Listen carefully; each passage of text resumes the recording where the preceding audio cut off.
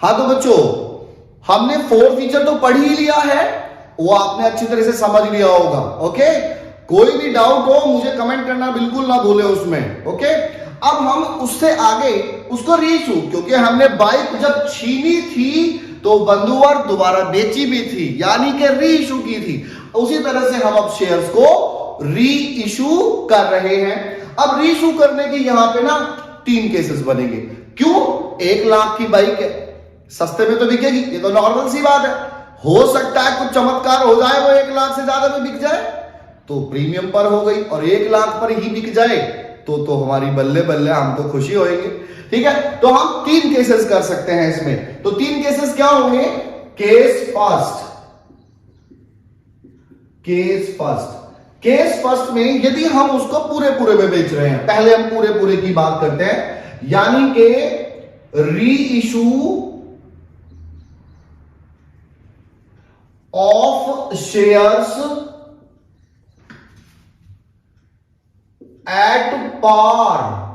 यदि हम शेयर्स को एट पार पे रीइशू कर रहे हैं तो एंट्री हमारी क्या आएगी? एंट्री आएगी हमारी bank account debit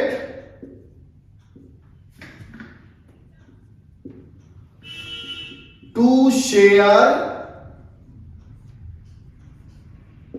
capital account. Simple entry, bank account debit to share capital. क्यों? क्योंकि जितने की थी उतने की बिकी, यानी कि एट पार की।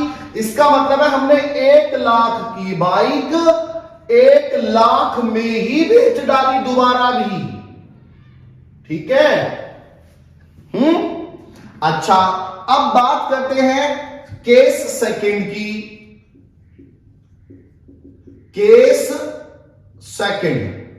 केस सेकंड में यदि हमारी बाइक दोबारा ज्यादा बिक रही है, अब ज्यादा में बिकती कैसे है?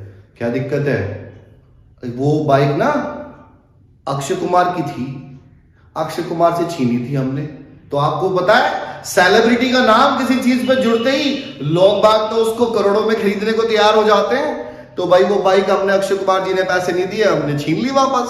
अब छीन ली तो लोगों को बता रहे अक्षय कुमार की बाइक बिक रही है, भाई अक्षय कुमार की रीयूज्ड बाइक बिक रही है, ज्यादा में आराम से खरीदेंगे। तो इट्स जस्ट एग्जांपल, यानी कि किसी भी वजह से वो दोबारा ज्यादा में बिक रही है, यानी कि re issue of shares at premium, यानी कि 1 लाख वाली बाइक दोबारा से 1,20,000 में बिक गई, तो 20,000 ज्यादा प्रीमियम हो गया। तो क्या एंट्री करेंगे हम? Bank account debit to share capital account to security premium account. तो ये बाइक हमारी दोबारा से ज्यादा में बिक गई, तो यहां पे अमाउंट आएगी जो इतने में बिकी, यानी कि 120। लो मैं 120 लिख देता हूं, आपको अच्छे से समझ में आ जाएगा। और वो बाइक थी कितने की? 1 लाख की, तो यहां पे 1 लाख आएगा, और एक्स्ट्रा कितना हुआ? 20,000, जो कि प्रीमियम है। लो जी, ठीक है। अब बात आती है केस थर्ड, जो सबसे ज्यादा आता है और आपको परेशान करता है। भाई ये आपको सबसे ज्यादा परेशान करता है। तो अब हम क्या कर रहे हैं? री issue of shares at discount. ठीक है, अब क्या करेंगे? यानी कि आपने 1 लाख वाली बाइक को कितने में बेचा? अब की बार आपने कुल 60,000 में बेचा था ना हमने, ये रहा 60,000 में सेल किया था, 40,000 उठाने पड़े थे। तो 60,000 में बेच रहे हो आप, कम में बेच रहे हो। ओके, चलिए जी, तो हम क्या करेंगे, ये वाला केस जो हमने आपको समझाया सबसे ज्यादा आता है, तो इसकी एंट्री आएगी बैंक अकाउंट डेबिट। भाई बैंक अकाउंट डेबिट तो आपको 60 ही मिलेंगे, हैं जी। और टू बाइक यानी कि शेयर कैपिटल जो मैं ले रहा हूं, टू शेयर कैपिटल, ये कितने की है? शेयर कैपिटल तो आपने 1 लाख की दी है, बाइक तो आपने 1 लाख की दी है। अब 40,000 कहां से लाओगे? अरे जब आए थे तो हमने कहां डाले थे, कौन सी गुल्लक में डाले थे? शेयर फॉरफिटेड में, उसमें से उठा के लाएंगे। तो शेयर फॉरफिटेड अकाउंट डेबिट कर लेंगे,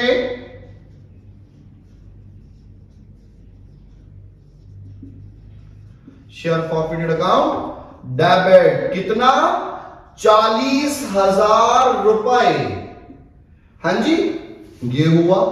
अब बात आती है इन सारे ही केसेस में, तीनों के तीनों केसेस में आपको पैसे बचे ही हैं, है ना भाई। जब तुमने वो बाइक क्या थी, बाइक थी 1 लाख की, 70,000 मिल चुके थे, 30 नहीं, तो जो 70,000 रुपए हमारे इस गुल्लक में पड़े हुए हैं, और अब बाइक दोबारा बेच रहे हो 1 लाख की, फिर भी तुम दोबारा, तो ये 70 तो सारे ही बच गए, ये तो प्रॉफिट है। कहा जाएगा? Capital reserve.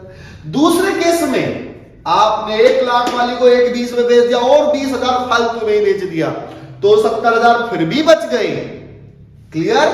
और अब की बार, ये तो हमने भी डिस्कस किया ही था कि 1 लाख वाली को 60 में बेचा, कोई बात नहीं, 70 में से 40 उठाए थे, इस 70,000 में से ये 40,000 हमने उठा लिए थे, तो भी ये 40,000 उठाने के बाद हमारे 30,000 बच ही गए थे, तब भी हमने कैपिटल रिजर्व में पैसे ट्रांसफर किए।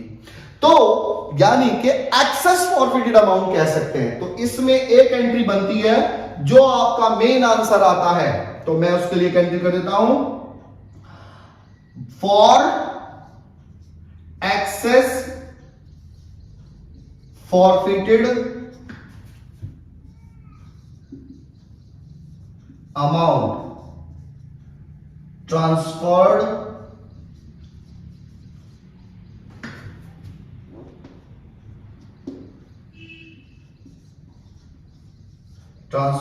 to capital reserve account, यानी कि जो एक्सेस फॉरफिटेड अमाउंट है ये आपने कैपिटल रिजर्व में ट्रांसफर कर दी, और इसकी एंट्री आएगी शेयर फॉरफिटेड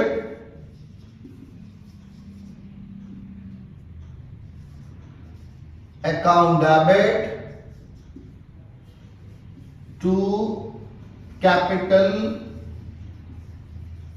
रिजर्व अकाउंट। अब सुनो, यदि केस फर्स्ट में ये एंट्री होती, ये तीनों के साथ होगी, यदि ये केस फर्स्ट में एंट्री होती तो 1 लाख में से 1 लाख में से 1 लाख आपने यूज कर बेच दी दोबारा, तो आपने कोई पैसा यूज नहीं किया, ये 70,000 कुछ भी ट्रांसफर नहीं किया, तो यहां पे पूरा 70,000 आता, सारा जो बच गया वो 70 का 70, 70 का 70 यहां आ जाता। यदि केस सेकंड में बात करते हैं, केस सेकंड में बात करते हैं, तो यहां पे आपने उल्टा ज्यादा में बेच दिया, तो वहां से गुल्लक में से तब भी कुछ यूज नहीं किया, तब भी शेयर फॉरफिटेड 70 का 70 ही आता। यानी कि ये वाली अमाउंट केस फर्स्ट और केस सेकंड दोनों में सेम ही आती।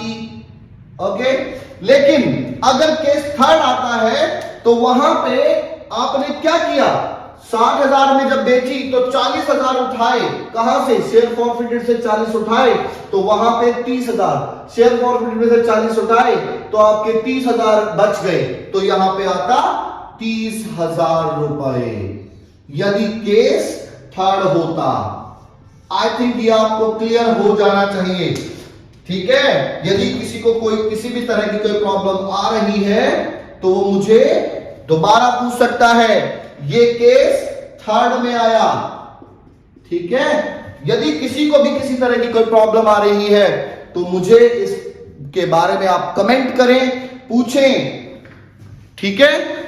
आई थिंक आपको समझ में आ गया होगा। ओके बेटा, बाय बाय।